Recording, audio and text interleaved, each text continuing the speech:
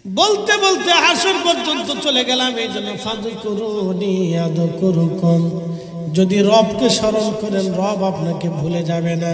এরপরে আল্লাহ বলেন ওয়াশকুরুলি ওয়ালা তাকফুরুন,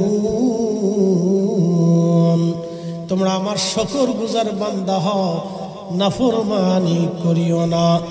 দেখবেন আপনি কুকুর দুনিয়াতে নাফরমানি করে না, কিন্তু মানুষ নাফরমানি করে। কুত্তা নাফরমানি করে না, বিড়ালে নাফরমানি করে না। মনিবতারে খাবার দিলে বিড়াল বাড়ি সারা হয় না, মরে যাবে কিন্তু মনিবের সাথে বেঈমানি করে না। কুকুর মরে যাবে কিন্তু মনিবের সাথে বেঈমানি করে না। একমাত্র মানব জাতি যারা নাফরমানি করে আল্লাহর সাথে। সূর্য দিল আল্লাহ, জমিন দিল আল্লাহ, না চাইতে বৃষ্টি দিল আমার আল্লাহ। পৃথিবীর এমন জমিন আছে যেখানে সারা বছরে এক ফোঁটা পানি নামে না, পানির আশায় তারা আকাশের দিকে তাকিয়ে থাকে। আর আমরা না চাইতে আল্লাহ বৃষ্টি দেয়, না চাইতে আল্লাহ সূর্যের আলো দিয়ে আমাদের কত সুন্দর করে দিলেন। আল্লাহ রিজিক দিলেন, স্বাস্থ্য দিলেন, খাবার দিলেন, তারপর আমরা নাফরমানি করি। এই জন্য আল্লাহ বললেন ওয়াশকুরুনি ওয়ালা তাকফুরুন, আমরা শুকর গুজার করো, নাফরমানি করিও না। এই জন্য খোদার শুকর করতে হবে, নাফরমানি করা যাবে না। আল্লাহ বলেন লা ইন শাকারতুম লাযিদান্নাকুম, যদি বান্দা তুমি আমার শুকর আদায় করো নিয়ামত বাড়িয়ে দেব, আর যদি নাফরমানি করো অকৃতজ্ঞ হও কাফারতুম ইন্না আযাবি লাশাদীদ, আর যদি তুমি বেঈমানি করো তাহলে তোমাকে আমি অবশ্যই কঠিন শাস্তির আওতার ভিতরে নিয়ে আসব। হযরতে মূসা আলাইহিস সালামের উম্মত বনি ইসরাইলের ভিতরে একজন যুবক বান্দা ছিলেন। আল্লাহু আকবার, যুবক বান্দা সারা দিন সারা রাত 24 ঘন্টা আল্লাহর ইবাদতে কাটাইতো, একটা সেকেন্ডের জন্য ইবাদত কখনো কাজা করতো না। ওই যুবক খানকার ভিতরে 24 ঘন্টা আল্লাহর ইবাদত করত। লোকেরা তাকে ভালোবেসে খানকার ভিতরে একটা জায়গা করে দিল, সুন্দর চমৎকার কিন্তু নির্জন। আগে বুজুর্গ যারা ছিলেন তারা নির্জনে যে ইবাদত করতেন, তো এই বনি ইসরাইলের যুবকটা নির্জনে আল্লাহর ইবাদত করত। দেখবেন বনি ইসরাইলের ভিতরে অনেক বড় বড় বুজুর্গদের জন্ম হয়েছে। এই বনি ইসরাইলে আল্লাহর বান্দা নির্জনে আল্লাহর ইবাদত করত। এলাকার বকেটা মানুষ চিন্তা করলো এই ছেলেটা বড় ইবাদত গুজার, তারে আমরা একটু পরীক্ষা নিরীক্ষা করে দেখি তারে ধোকায় ফেলা যায় কিনা। এলাকার লোকেরা একটা যুবতী পতিতা নারীকে তারা ভাড়া করলো, তোমাকে এত টাকা দিব, যদি ওই যুবকের সাথে তুমি জেনা করতে পারো তাহলে তোমাকে পুরস্কৃত করা হবে। লোকেরা এক পতিতা নারীকে ভাড়া করলো, যদি ওর সাথে তুমি জেনা করো তো তোমাকে টাকা পয়সা দেওয়া হবে। তো মহিলারা যারা পতিতা তারা তো টাকার জন্য দেহ বিক্রি করে, তাদের তো বেহায়া শরম লজ্জা কিছু নেই, তারা টাকার জন্য যা খুশি তাই করতে পারে। এই পতিতা নারী টাকার জন্য রাজি হয়ে গেল, ওই যুবকের সাথে সে জেনা করবে, কিন্তু দিনক্ষণ খুঁজে পাচ্ছে না কবে যাবে। হঠাৎ আকাশে মেঘ, গুড়ি গুড়ি বৃষ্টি নামতেছিল। মহিলা সুযোগ পেয়ে এই দিন রাত্রিবেলা সে নির্জন খানকায় যে ঘরের দরজায় টোকা লাগাইলো, কারণ ওই যুবক জানতো আমার তো কোনো শত্রু নাই, আমি তো কারো ক্ষতি করি নাই। দরজা খুলবে কে? বলে আমি এক বিপদগ্রস্ত নারী, রাতের আধারে পৌঁছারে আপনার খানকার সামনে চলে আসছি, বৃষ্টি আকাশে মেঘ চমকাচ্ছে, যদি আপনি আমার দরজা খুলে না দেন আমি বিপদগ্রস্ত হয়ে যাব। সরল মনে যুবক দরজা খুলে দিল। দরজা খুলে দেওয়ার পরে মহিলাকে ভিতরে নিল, ভিতরে নিয়ে এসে একটা রুম করে দিল, পর্দা করে দিল, আপনি এখানে থাকেন। কিন্তু মহিলার মনে তো মারাত্মক চিন্তা, খুব খারাপ চিন্তা মহিলার মনে। এই যুবক চিন্তায় পড়ে গেল, হায় হায়। যুবকটা মোমবাতি জ্বালিয়ে প্রদীপ জ্বালিয়ে নামাজে দাঁড়িয়ে গেল। এই যুবতী মহিলা কিছু সময় পরে সে অঙ্গভঙ্গি দিয়ে সে তার সেই আসল চেহারা প্রকাশ করার জন্যে এই যুবকের সামনে সে বারবার অঙ্গভঙ্গি দিতেছিল, জেনার জন্য তাকে ডাকতেছিল। এই যুবক চিন্তায় পড়ে গেল, হায় হায় আমি নামাজে দাঁড়িয়েছি, আমার নফস আমার মন বারবার জেনার দিকে ঘুরে নিয়ে যায়, টকবগে যুবক, সুন্দরী রূপসী নারী যখন থেকে জেনার জন্য ডাকে, কোন যুবক আর নিজেকে স্থির রাখতে পারে না। কঠিন পরিস্থিতিতে যুবক চিন্তা করে গেল, হাই হা কত কঠিন পরীক্ষা আল্লাহ আমাকে ফেলে দিচ্ছে, কি জানি হয়। তো চিন্তা করতেছে, আমি নামাজ পড়তেছি, এই মহিলার এই অসৎ উদ্দেশ্য নিয়ে আসছে, হাই হাই সর্বনাশ, আজকে আমার জিন্দিগির সমস্ত ইবাদত আজকে বরবাদ হয়ে যাবে, হাই হাই কি হবে আজকে।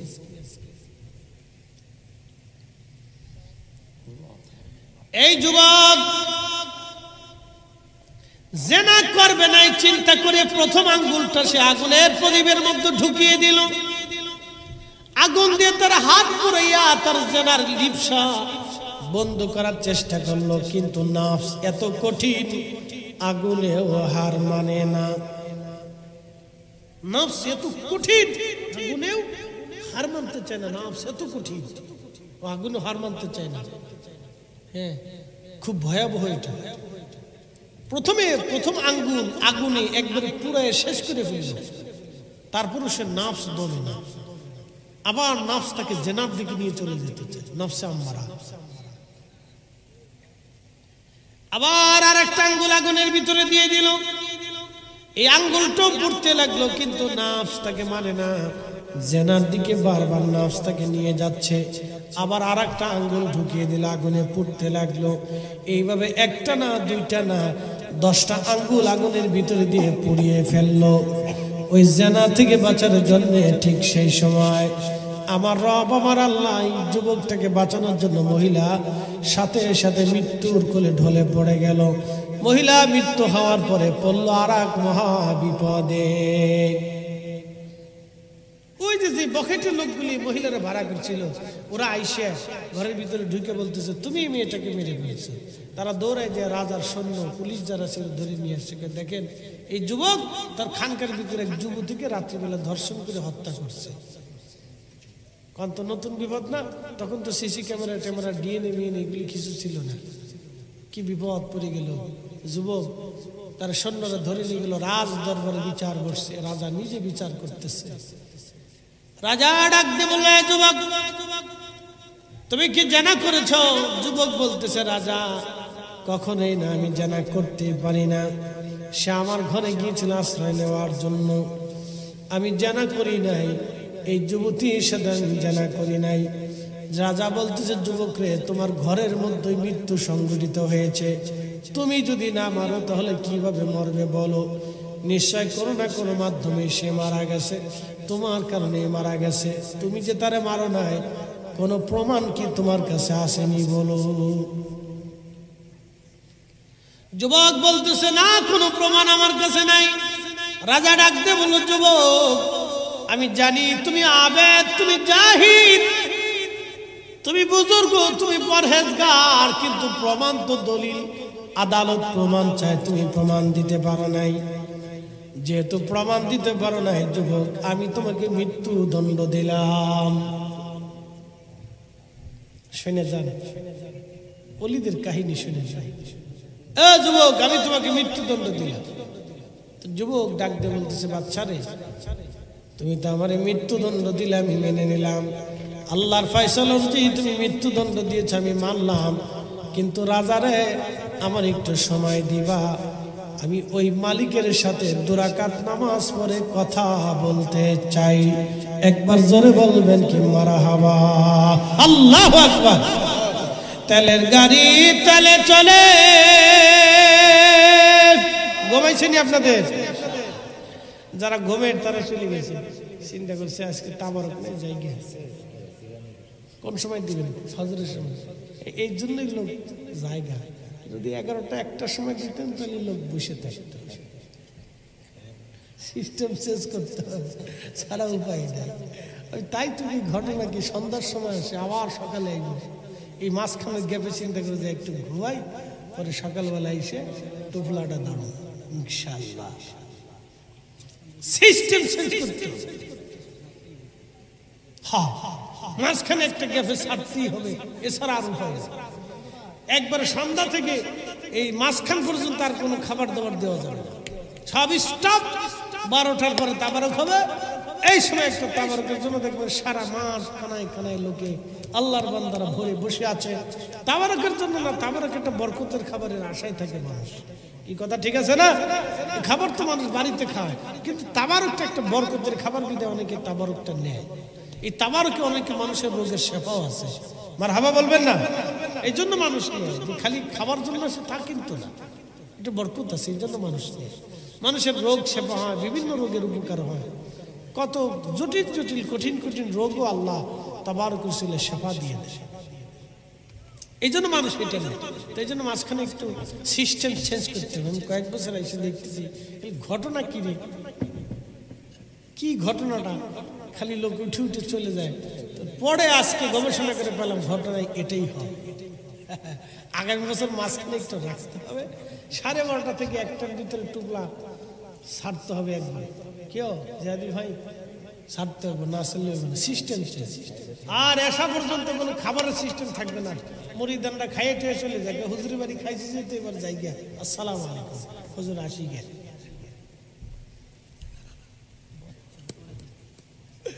হ্যাঁ, এই সময় দেওয়া যাবে।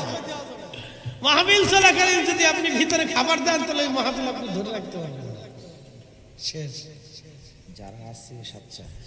যারা আছে এগুলোতে একবারে সাচ্চা কাচ্চা, একবারে 100% পিওর এবং শিওর, একবারে বিশুদ্ধ মাম পানি। কি কথা কর না? ঠিক আছে নি? নারে তাকবীর, নারে রিসালাত। না একটু জোরে দেন না, বাহিরে মানুষ বুঝুক যে হুজুর একা না, কিছু আছে। নারে তাকবীর, নারে রিসালাত। হ্যাঁ, কদ্দুর আছে। পরীক্ষায় পাস। পরীক্ষায় কি? যুবক পড়ছে মহাবিপদে, বলতেছে বাচ্চা রে তুমি তো আমাকে মৃত্যুদণ্ড দিবাই, মৃত্যু নিয়ে আমার কোনো অভিযোগ নেই, আজও মরতে হবে কালও মরতে হবে, এটা নিয়ে কোনো অভিযোগ নেই।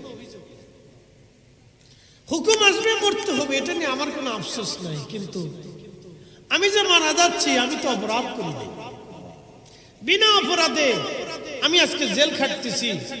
আমি যদি এই অবস্থায় মারা যাই তাহলে দেশের মানুষ বলবে সে আবেদরা জাহেদরা আলেমরা নারী ধর্ষণ করে, হত্যা করে, তারা খুন করে। আমি জীবনে কোনো আবেদ আলেমের কলঙ্ক হতে চাই না। বাদশাহ একটু সুযোগ দিবা, আমি রবের সাথে কথা বলবো। জোরে বলেন আল্লাহু আকবার। হয় না? আরো জোরে বলেন। বলে আমি 2 রাকাত নামাজ পড়বো। জোরে বলেন কয় রাকাত? কঠিন মুসিবতে পড়ে গেছেন, সালাতে দাঁড়িয়ে যাবেন, আল্লাহ ওয়াজ করলেন। পরের আয়াত পড়ছিলাম, সে আয়াত বলে দিয়ে ইয়া আইয়ুহাল্লাযীনা আমানুস্তাঈনু বিস-সাবরি ওয়াস-সালাত।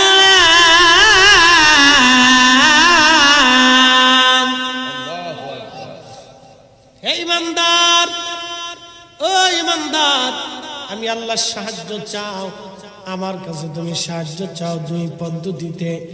1 নম্বর সবর, আর 1 নম্বর সালাত। সবর ধৈর্য, ধৈর্যের মাধ্যমে সাহায্য চাও, সালাতের মাধ্যমে সাহায্য চাও। যেন বুজুর্গ ওলি যারা ছিলেন কোন বিপদে পড়লে নামাজে দাঁড়ায় আল্লাহ সাহায্যে হাত বাড়িয়ে দিতেন। আল্লাহ আল্লাহ আল্লাহ, এই মুসিবতে পড়ে গেছি।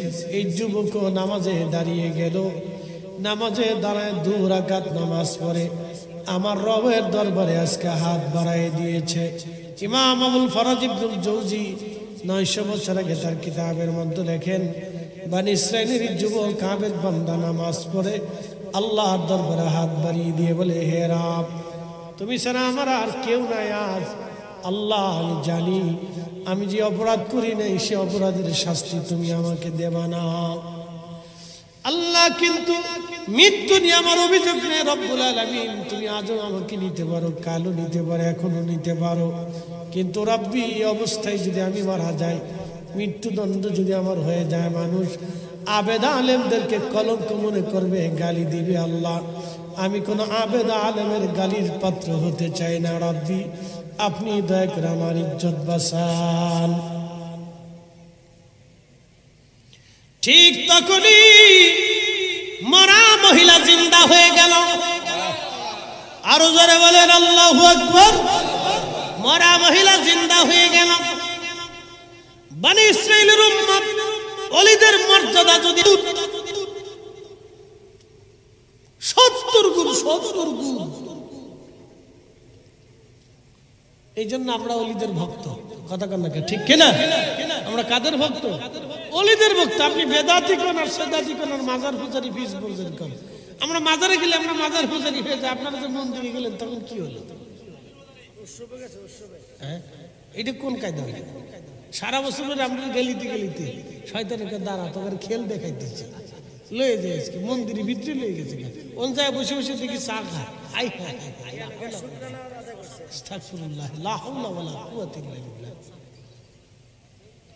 আমি জীবনে ছোট গেলে একবার গেছিলাম, তখন ক্লাস 4-এ পড়ি।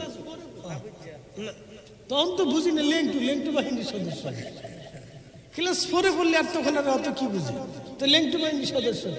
তা আমার গ্রামের একজন কয় চল যাই, কই যে পূজা হইতেছে আমার পাশের গ্রামে মল্লিকপুর আছে, হিন্দুরা আসছিল, তো পূজা চলতেছে, দুর্গা পূজা না কি পূজা পায়, তো নিয়ে গেছে। নিয়ে যাওয়ার পরে শেষে নাড়ু দিছি, না তা আমি তো বুঝি রে ফিরি পাইয়ে মাইরে দিছি, ফিরি পাই মাইরে দিছি। ওই জীবনে গেছিলাম, আর জীবনে কোনোদিন যাওয়া হয়। এই বছর দেখলাম কিছু হুজুরা টুপিটির মাথায় দেখে আছে, বাপরে বাপ কত বড় বুজুর্গ। এই লাভ হয় আমরা, তোরা সিন্নির লেগে মিলাতে যায়, সিন্নি তোরা শুনি না, তোরা সিন্নি তোরা। আমি দেহ বাপরে বাপ, হ্যাঁ তারা প্রসাদ খাওয়ার লেগে মন্দিরে চলে গেছে, ভোটের লেগে না। ও আচ্ছা, নির্বাচন হয়েছে না, ভোট কি খালি ওই জায়গা আছে, হিন্দুর বাদ নাই ভাই, বলে লাভ নেই, দুঃখের কথাই। যাই হোক, আমরা কিছু বললাম না। হিন্দুরা পূজা করবে, তাদের স্বাধীনতা আছে, কথা ঠিক আছে না ভাই? তারা দেশের নাগরিক, তারা স্বাধীন মতো ধর্ম করুক না, তবে আমাদের কি আসে যায়? আমরা ওখানে বাধাও দিতে যাব না, ওখানে আমরা যাব, কথা ঠিক আছে না? তারা যেখানে পূজা করুক না, ল্যাংটাই আসুক, সেটা তাদের বিষয়, তাদের ধর্ম তারা পালন করবে।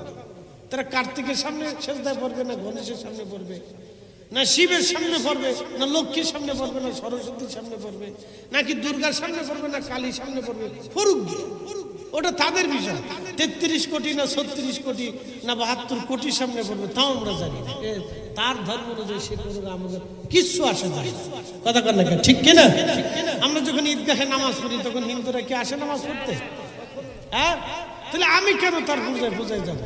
আমরা যখন কুরবানি দিই, তখন হিন্দুরা আসেনি যে ভাই তোরা কুরবানি টুরবানি দিচ্ছ, তা আমরা তোদের লোকে থাকি, দড়ি টরি, তোরা আমরা রশি ধরি, তোরা জবাই দিই নাকি বলেন? আসে। তা আমাদের ছেলেরা ওই হিন্দুর মন্দিরে যাওয়ার দরকার থাকে, তারা পূজা করতেছে, করুক না, কি কথা কর না কেন? আমরা কিছু ভোলা বানাচ্ছি, খালি মন্দির দিয়ে গুড় করে ঘুরে, তো নফস খারাপ হতে। শুনে যাবেন বন্ধু আমার খুব মনোযোগের সাথে, আল্লাহর যুবক বান্দা দোয়া করতে দেরি হয়েছে, আসমানে কবুল হতে দেরি হয়নি, মরা জিন্দা হয়ে বসে গেল। একসাথে বলেন আল্লাহু আকবার। মরা যখন জিন্দা হয়ে গেল, আমার রব বলেন ইন্নাল্লাহা মা'আস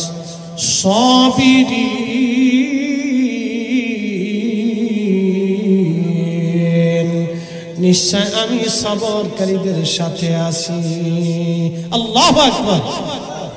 আল্লাহর বান্দার সামনে মহিলা জিন্দা হয়ে বসে গেল, সবাই আশ্চর্য হয়েছে, পড়ে গেছে, হাই হাই হাই হাই, মরা জিন্দা হয়ে গেছে, এটা কেমন কথা?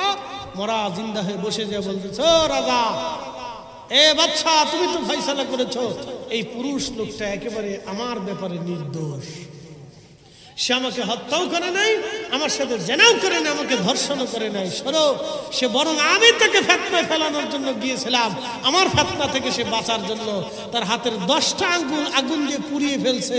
যদি বিশ্বাস না করো তো হাতের দিকে তাকিয়ে দেখো, জোরে জোরে জোরে জোরে হাতের দিকে তাকায় দেখো, তার 10টা আঙ্গুল আগুন দিয়ে পোড়ানো আছে। রাজা দৌড়ে এসে দেখতেছি, ঠিক তার হাতের ভিতরে 10টা আঙ্গুল আগুন দিয়ে পোড়ানো।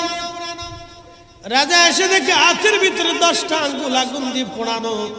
হায় হায়, রাজা এবার ডাক দিয়ে বলতেছ, আল্লাহর বান্দা, তুমি আমারে মাফ করে দাও, আমার ভুল হয়ে গেছে, আমি বুঝতে পারি নাই তখন এই যুবক বলল, রাজা তোমার কোনো দোষ নাই, এটা আল্লাহর পক্ষ থেকে আমার জন্য অনেক বড় পরীক্ষা ছিল।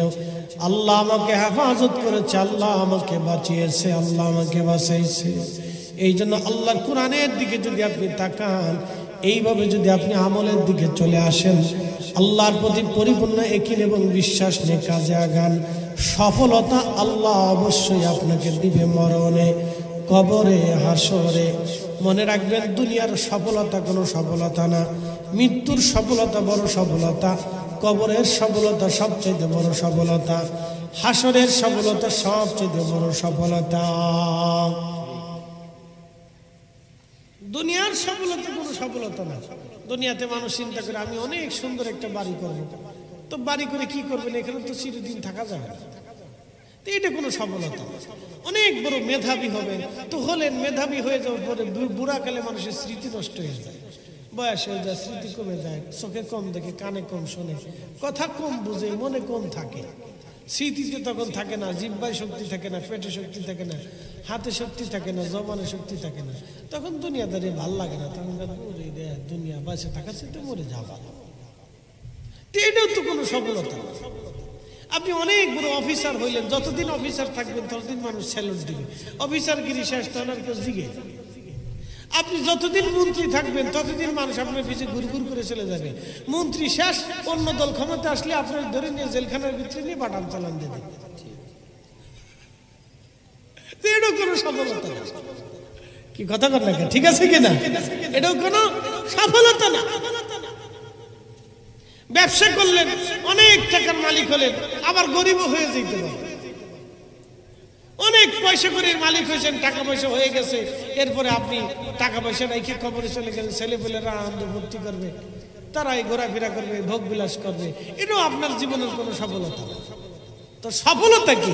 সফলতা হচ্ছে দুনিয়া থেকে আল্লাহকে খুশি করে দেওয়া, কবরের সফলতা, মৃত্যুর সফলতা, আখিরাতের সফলতা, হাসরের সফলতা, নাজাত পাওয়াটাই হচ্ছে বড় সফলতা, রাসূলের সন্তুষ্টি পাওয়াটাই হচ্ছে সফলতা, আল্লাহ নবীর মেহবুবের রাজামন্দি পাওয়াটাই হচ্ছে জীবনের সবচেয়ে বড় সফলতা।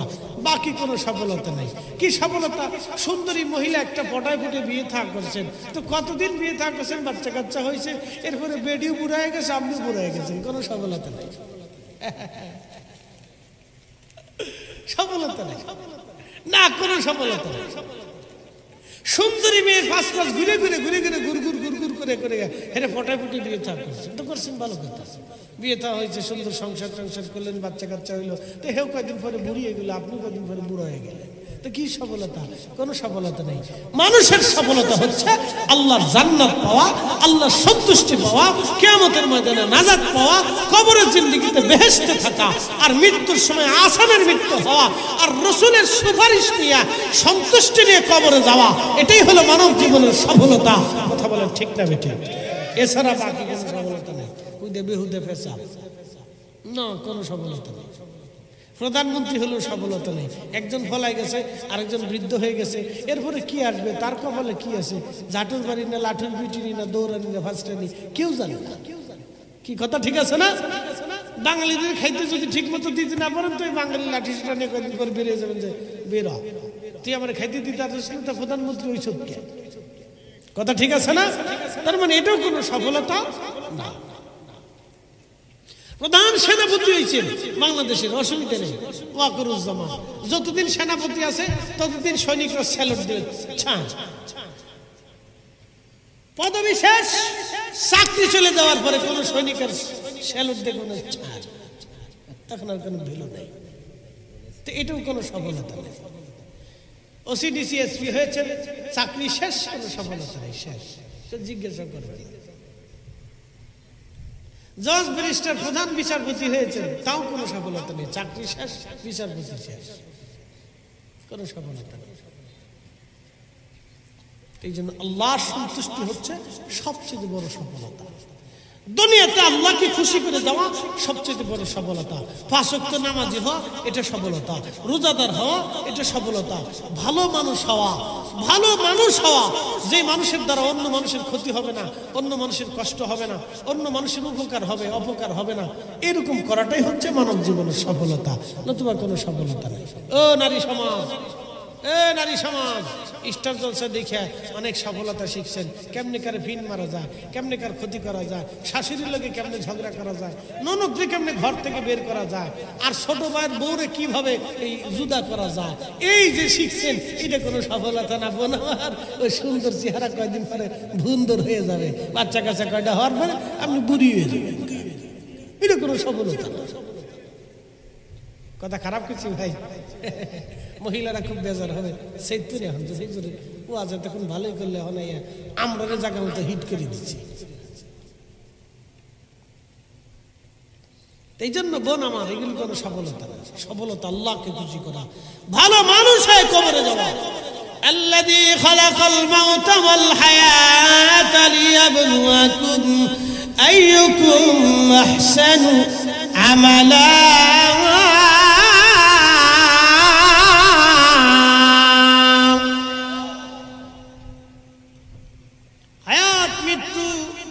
আমি রব্বুল আলামিন তোমাদেরকে সৃষ্টি করলাম, মৃত্যু সৃষ্টি করলাম, হায়াত সৃষ্টি করলাম, পরীক্ষা করব তোমাকে কে ভালো আমল করো।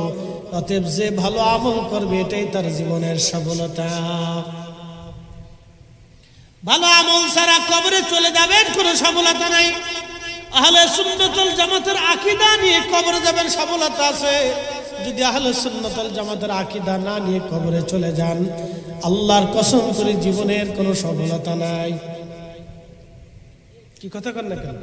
জীবনের কোনো সফলতা নাই, 4 পয়সায় জীবনের কোনো দাম নাই, 4 পয়সাও দাম নাই।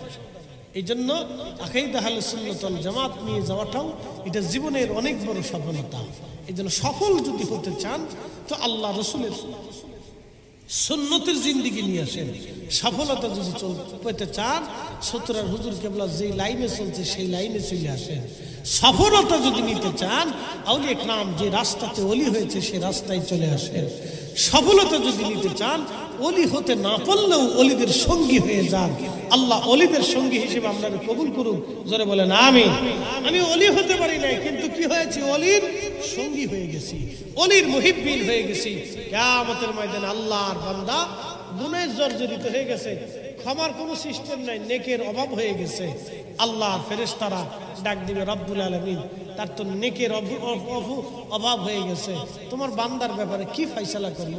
আল্লাহর বড় দয়া লাগবে বান্দার দিকে তাকাইয়া, আল্লাহ চায় বান্দারে মাফ করে দিতে। তো সেই সময় আল্লাহর ডাক দিবে বান্দা ফেরেশতারা, রে দেখো দুনিয়াতে আমার কোনো বুজুর্গ, আমার কোনো অলির সাথে তার কোনো বন্ধুত্ব ছিল কিনা, আত্মীয়তা ছিল কিনা। ফেরেশতারা এসে ডাক দিবে, ও আল্লাহর বান্দা, দুনিয়াতে আল্লাহর কোন ওলির সাথে তোমার বন্ধুত্ব আত্মীয়তা ছিল কিনা? বলবে না, তা ছিল না। ফেরেশতারা আবার যা বলবে, রাব্বি দুনিয়াতে তোমার এই বান্দার সাথে কোনো ওলির বন্ধুত্ব আত্মীয়তা ছিল না। আল্লাহ ডাক দিবে, আবার যাও জিজ্ঞেস করে আমার এই বান্দা দুনিয়াতে আমার কোনো ওলিকে দাওয়াত করেছিল কিনা, তার সহমতে গিয়েছিল কিনা, তার মুহিব্বিন হয়েছিল কিনা। ফেরেশতারা ডাক দিবে, ও বান্দা দুনিয়াতে আল্লাহর কোনো ওলির সাথে তোমার মুহাব্বত ছিল কিনা, সুসম্পর্ক ছিল কিনা, কোনো মহাব্বত ছিল কিনা, তার সাথে কোনো বন্ধুত্ব ছিল কিনা, তাকে একবেলা কখনো দাওয়াত করে কখনো খাওয়াইছো কিনা, তার সাথে উঠা বসা ছিল কিনা। আল্লাহর বান্দা বলবে, না তাও তো ছিল না। আমার রবের দরবারে ফেরেশতারা যা বলবে, আল্লাহ তোমার কোনো ওলির সাথে বন্ধুত্ব ছিল না, সম্পর্ক ছিল না, সহবতে বসেও নাই। আল্লাহ ডাক দিবে, আমার বান্দাকে তো মাফ করব। জিজ্ঞেস করো আমার কোনো ওলির চেহারার দিকে তাকায়া কখনো আত্মতুষ্টি এবং মুস্কি হাসিও কখনো দিয়েছিল কিনা দেখো।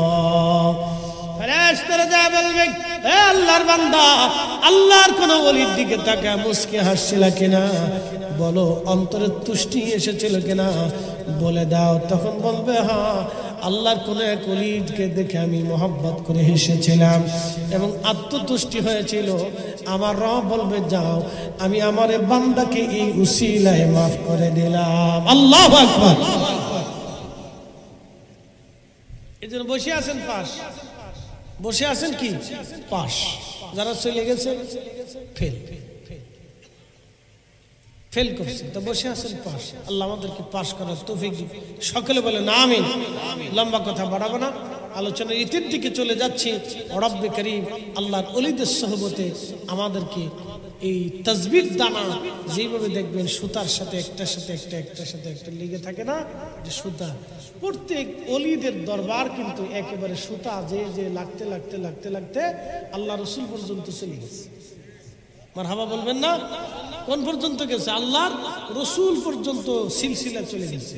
কাদেরিয়া, চিশতিয়া, নকশবন্দিয়া, মুজাদ্দিদিয়া, সব মূল গাছের গোড়া কিন্তু মদিনাতুল মুনাওয়ারা, মদিনার থেকে শাখা প্রশাখা তাম দুনিয়াতে ছড়িয়ে গেছে। এই জন্য কোন ওলির দরবার যে কোন সিলসিলার মাধ্যম দিয়ে আল্লাহ রসুল পর্যন্ত চলে গেছে, আল্লাহর মেহবুব পর্যন্ত চলে গেছে। এই জন্য সিলসিলা ভুক্ত হওয়াটাও এটা অনেক বড় নেকির কাজ। আমি আপনাদেরকে ছোট্ট একটা পরিসংখ্যান দিই। বলেন তো 100 বছর পরে আমাদের জন্য দোয়া করার কেউ কি থাকবে? কেউ থাকবে না, কিন্তু 100 বছর পরে সিলসিলা থাকবে। 100 বছর পরে কি থাকবে? সিলসিলা থাকবে। তা আমরা এই যে এখন দোয়া করার সময় দেখবেন, আমি প্রত্যেক মাহফিলে যখন দোয়া করি তখন দোয়ার সময় বলি আল্লাহ কাদেরিয়া, চিশতিয়া, নকশবন্দিয়া, মুজাদ্দিদিয়া, যত ওলিরা তাদের মুহিব্বিনরা কবরে চলে গেছে, আল্লাহ তাদের কবরে এই মাহফিলের সওয়াব পৌঁছাও। আমি প্রত্যেক ওয়াজে দোয়ার শেষে দোয়ার সময় আমি এইভাবে বলি আল্লাহ যারা কাদেরিয়া, চিশতিয়া, নকশবন্দিয়া, মুজাদ্দিদিয়া তোমার যত ওলিরা ঘুমিয়ে গেছেন, তাদের মুহিব্বিনরা যারা চলে গেছেন, তাদেরকে যারা ভালোবাসছিল তাদের সিলসিলাভুক্ত, আল্লাহ সবার কবরে তুমি নেকি পাঠাও। তার মানে আমার মতো আরো যত সুন্নি আলেম আছে তারাও কিন্তু এইভাবে দোয়া করে। কথা কর না, ঠিক কিনা? সুন্নি আলেম ছাড়া বাকিরা কিভাবে করে আমি জানি না, তারা অনেকে করো।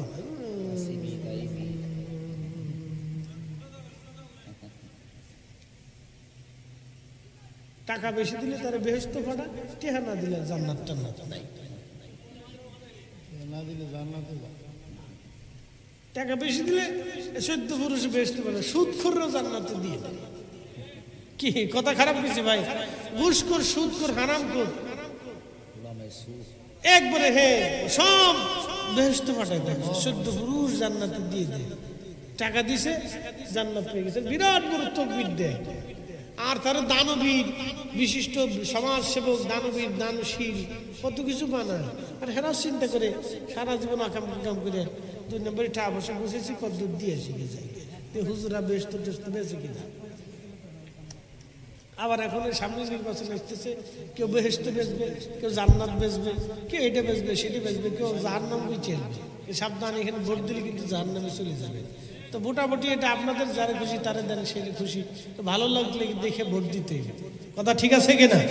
ভালো লোক দেখে দিবেন, সাচ্চা লোক দেখে দিবেন, আমানতদার লোক দেখে দিয়ে, তো এগুলি দেখে দিবেন। যা হোক আল্লাহ, আমি ভোট টোট চাবো না, আমার আর ভোট টোট দিয়ে না, আমি নির্বাচনে দাঁড়াবো না। চিন্তা করছি যে দেশে নির্বাচনে দাঁড়াইয়া কয়দিন পর মাইনকে সিবাই দিয়ে কেমন ফিটে ভোট দরকার নেই, যেমন আছে এমনি। এদেশের রাজনীতি ভালো মানুষের জন্য চলে না। তো যাই হোক, আল্লাহ সমস্ত ফিতনা থেকে আমাদেরকে বাঁচাক, আমাদের দেশটাকে আল্লাহ হেফাজত করুক। সকলে বলে না আমিন। একটা সম্ভাবনার দেশ, খুব সুন্দর একটা দেশ। আহা, এদেশের আবহাওয়া কত চমৎকার, কত সুন্দর আবহাওয়া, 6টা ঋতুর দেশ, কি চমৎকার আবহাওয়া। এদেশের মাটি এত শক্তিশালী, জায়গার এক কোনাতে একটা বিচি ফেলে দিলে গাছ হয়ে যায়। ঠিক আছে না? পৃথিবীর কোথাও এত সুন্দর জমিন আপনি পাবেন না। এটা বিচি ফেলে দিলেন, গাছ হয়ে গেল। মাটির ভিতরে বিচিটা পড়লো, গাছ হয়ে গেল। নদীর পারে কত জায়গা, কত সুন্দর সুন্দর, কত সুন্দর দৃশ্য। মানুষ বেশি, অনেক মানুষের দেশ, বেশি মানুষ, বাপরে বাপ কত মানুষ, 18 কোটি মানুষ। চিন্তা করা যায়, যেদিকে যাবেন শুধু মানুষ আর মানুষ, মানুষ আর মানুষ, মানুষ আর মানুষ। মাঝে মধ্যে তাকিয়ে দেখবেন মানুষ আছে কিন্তু অরিজিনাল মানুষ পাওয়া যায় না। মানুষের সংখ্যা খুব কম, অনেক মানুষ কিন্তু মানুষের সংখ্যা খুব কম। এই জন্য অলিদের সহবতে আসলে প্রকৃত মানুষ হওয়া যায়। গীবত, তহমত, শিকায়েত, আকাম কুকাম, আদাম্মা বাদাম্মা, হালাল হারাম বেশি বেশি অলিদের দরবারে চলে। অলিদের দরবারে যারা আসে দেখবেন তার অধিকাংশ মানুষ ভালো হয়ে যায়। কথা কন না ঠিক কিনা?